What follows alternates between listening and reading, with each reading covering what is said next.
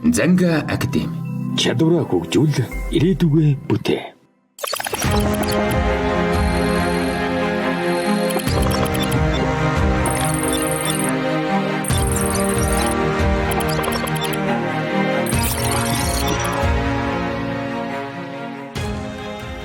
Байгууллагын кибер авилгын байдлын хичээлдээ тавтан морилно.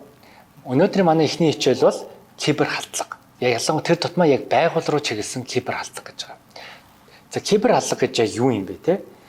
Товчхондоо бол энэ таны захим аккаунт руу хэн нэгэн таны зөвшөөрлгүүд нэвтэрж ороод таны мэдээллийг нууц угийг чинь хулгайлаад тэрийг ашиглан лөөврийн шинжтэй гэмт хэрэг хийхийг хэлж байгаа. Өнөөдөр бид нар яг үний эрэхтэй өдөр тутамдаа ажил, амьдрал, зугаа цэнгэ, харилцан холбоо, санхүүгийн гүйлгээ бүгднгийн захим орчинд хийгээд байгаа. Тэгэхээр энэ кибер халдлага нь одоо хувь хүнч төр, байгуулагч төр, бизнес эрхлэгч бүгдэнд нь маш том эрсдлийг бий болгож байгаа. Тэгэхээр энэ нь бол маш чухал зүйл гэсэн үг байгаа. За энийг цаашаа ярихаас өмнө тавханд эдэн том баримт төргүүлээ. За 22 оны байдлаар ихэд 1 тэрбум хүний имэйл алдагдсан байгаа. Та бүхэн сонсч байсан бол одоо Facebook мэдээлэл алдчихлаа, LinkedIn алдчихлаа, Microsoft алдчихлаа гэж гараад байдаг тийм. Тэгэх юм бол зөвхөн 22 оны байдлаар 1 тэрбум хүний нэвтрэгтнэр нууц уг аль хэдийн алдагдаад интернет нээлттэйгээр тавигдсан байгаа. Мөн 22 оны хагас жилийн байдлаар 236 сая ransomware халдлага амжилттай болцсон байгаа. Хин нэгэн мэдээлэл одоо алдаад цойжлогдоод тэрнийхээ эсрэг мөнгө нэгсэн тийм хэрэг гарсан гэсэн үг. Мөн 22 оны байдлаар нийт 5000 гаруй байгууллагаар судалгаа хийгдсэн чинь нийт одоо байгууллагын 91% нь энэ фишинг дөрцсөн байгаа. Буюу энэ халдлага нь ямар нэгэн байдлаар фишингээр эхэлж байгаа гэсэн үг. Нийт одоо халдсан 5000 байгууллагаар ахаа судалгааг хараад үзэхэд 82% нь ямар нэгэн байдлаар хүний оролцоотой байгаа. Тэгэхээр одоо тэр байгууллагын ажилт нь ямар нэгэн мэдлэггүйгээсээ болоод үгүй санаатаа санамсаргүй байдлаар халдлага хийж байгаа хүмүүстэй мэдээлэл өгсөн. Үгүй бол тэр хүний компьютерийг ашиглаад энэ халдлагууд нь үйлцсэн гэсэн үг байгаа. Томоор нь хараад үзсэн чинь 22 оны байдлаар яг энэ кибер халдлагт нийт компаниуд 8.4 их $80 алдсан байдаг. Харахад хэцүүтэй байж магадгүй те. Тэгвэл энийг хэлбэрчлээд үзэх юм бол секундэд $770 мянган алдсан буюу ойролцоогоор 950 сая төгрөгийг бид нэр секунд тутамд энэ хакер энэ халдлага алдаад байна. Тэгэхээр энэ лөө анхаарах цаг нь болчихжээ. 22 онд яг ямар төрлийн халдлагууд байсан те. За топ халдлагуудыг хараад үзэх юм бол номер 1 41% буюу фишинг байна. Фишинг гэдэг нь бол товчхондоо хэлэх юм бол яг нэг загас барих гэдэгтэй ойролцоо байгаа. За яг яадаг вэ гэхээр за би фишинг төрлийн одоо халдлагын хортой имэйлээ бэлдээд 100 мянган хүн рүү явуулчихж байгаа. Тэгэхэд ядаж нэг хүн тэрэн дээр дараад надад мэдээлэл өгнө. Үгүй бол вирус суугаад халдлагын суурь нь болж өгдөг. Тэгэхээр хамгийн түгээмэл нь энэ фишинг байгаа. 41%. Дараагийнх нь 30% буюу сүлжээний төрлийн халдлага. За энэ яаж байгаа вэ гэхээр танаа байгууллагт хэрвээ ямар ч хамгаалалт байхгүй, антивирус, файрвол юу ч байхгүй бол чөлөөтэй орж ирээд танаа дурын компьютер руу одоо халдлагаа хийгээд лөөврийн шинжтэй гүйлгээгээ хийж гин гэсэн. Үгүй бол хэрвээ антивирус байдаг, файрвол байдаг бол тэрийг буруу тохируулсан. Үгүй бол нэг апдейтийг тэ шинжилгээг хийгээг болмоос шин цорхог ашиглаад халдлага орж ирж байгаа. Тэгээд гурав дахь нь 22% нь хүний алдаанаас болж байгаа. Нөгөө л нэг миний хэлээд байгаа хүний алдаа тий. Хамгийн их чухал нь бол бидний одоо компаниг энэ IT-ийн бүх юмнуудыг ажилуулж байгаа нь хүмүүс байгаа. Хүмүүс нь хангалттай аюулгүй байдлын мэдлэг байхгүй. Үгүй бол дурын нэг менежер нь бүгдээрээ л одоо имэйл ашиглаж байгаа тийм. Имэйл ашиглаж байгаа, систем рүү орж байгаа. Тэр хүмүүсүүд маань нууц угаа зөв ашиглаагүй, нууц угаа хин нэгэнд өгцөн. Үгүй бол самсргүй байдлаар ямар нэгэн линкэн дээр дараад компьютер дээрээ вирус болгоцсон. За бүр болё одоо хакеруудтай өөрөө мэдлгүй бүх нэвтрэх нууц уг өгцөн. Тэрнээс үүдэлтэй халдлага маань 22% байгаа. Тэгээд үлдсэн 7% нь бусад төрлийн халдлага гэж явж байгаа. За иймэрхүү төрлийн халдлагууд одоо тогтмол болоод байгаа тийм.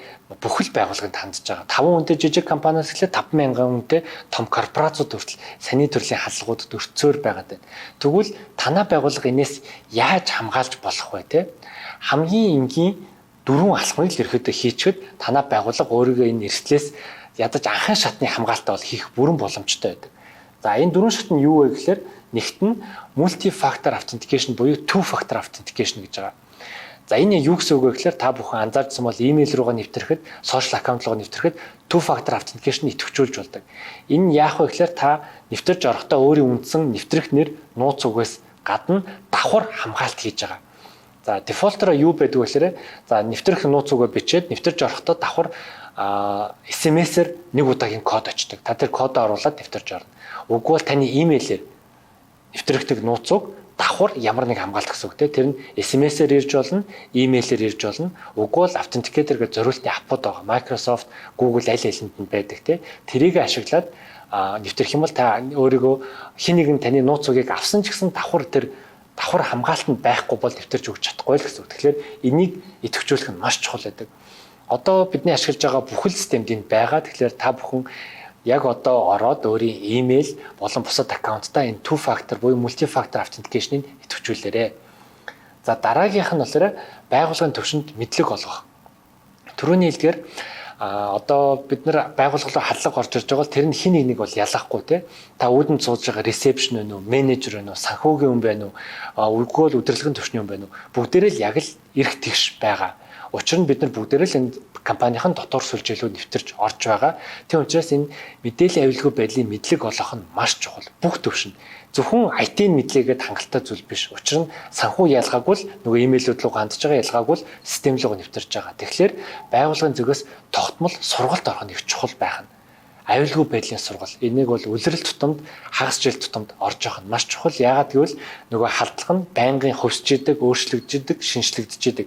Шин төрлийн халдлага өдөр болгон орж ирж байгаа. Тэгэхээр танай байгууллагын бүх төвсний хүмүүс ядаж анхан шатны мэдлэгтэй байх нь маш чухал байгаа шүү.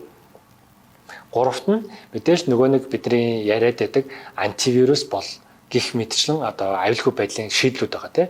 Хамгийн анхны наашигтных нь антивирус бид нар бүгдээрээ мэддэг тийм. Компьютер дээрээ суулгадаг, угвал ашиглаж байгаа сервер дээрээ суулгадаг. Энэ хүн угаасаа л алдаа гаргана. Санаатаа самсргүй байдлаар алдаа гаргаж л дараа нь самсргүй байдлаар линкэн дээр дараа нь болохгүй файл татаж аавна. Компьютер вирустуулах эрсдэл байдаг болохоор антивирус байх нь маш чухал. Мөн антивирусын дараагийн түвшнийх нь бол firewall тийм. Сүлжээний түвшин ямар нэгэн халдлага орж ирэх мөн бус дэвшлээс хамгаалж идэг. Тэгэхээр танай байгууллагт ядаж наад зах нь антивирус firewall байх нь нэн шаардлагатай гэсэн үг. Тэгээд сүүлийнх нь болохоор аюулгүй байдлын дотоод журмууд байгаа. Хэрвээ та бүхэн мэдж байгаа бол 22 оны 12 сараас эхлээд манай Монгол улс маань кибер аюулгүй байдалтай холбоотой багц хуулиуд баталсан байгаа. Энийн хүрээнд бүх байгууллага өөрийн аюулгүй байдлын дотоод журамтай байх хэрэгтэй. Энэ нь яг л гал гарахад танай байгууллага одоо яаж хүмүүс юмаа аваад гарах хэрэгтэй вэ те? Дистаралтай байх хэрэгтэй вэ гэдэгтэй адилхан кибер аюулгүй байдлын журам байгаа. Энэ нь яах вэ гэхээр танай байгууллагад халдлага орж ирэхэд энэс дараагийн алхам нь юу яах хэрэгтэй те? Танай санхүүгийн компьютер вирустэй бүх мэдээлэл алдчихлаа гэхэд ямар арга хэмжээ авах хэрэгтэй? Хэнд хандах хэрэгтэй? Юу хийх хэрэгтэй гэдэг нь маш тодорхой ингээд байж ах хэрэгтэй. Ийм байх юм бол танай байгууллагын бүх түвшний хүн те түрүүний миний хэлдгээр үүдэн сууж байгаа ресепшнээс эхлээд удирдлагын түвшний бүх хүмүүс яаж өөрийгөө хамгаалах хэрэгтэй, халдлага болсон үед ямар арга хэмжээ авах хэрэгтэй гэдэг нь маш тодорхой дистаралтай ингээд байж ах хэрэгтэй байна. За ингээд энэ дөрвөн алхмыг хэрэгжүүлснээр танай байгууллага энэ кибер аюулгүй байдлын тодорхой хэмжээний мэдлэгтэй болоод анхан шатны хамгаалтыг хийхэд бүрэн боломжтой байгаамаа. Та бүхэн бүгдийг мөрдөн гэдэгт найдаж байна. Баярлалаа. Ингээд манай эхний хичээл өндөрлөж байна.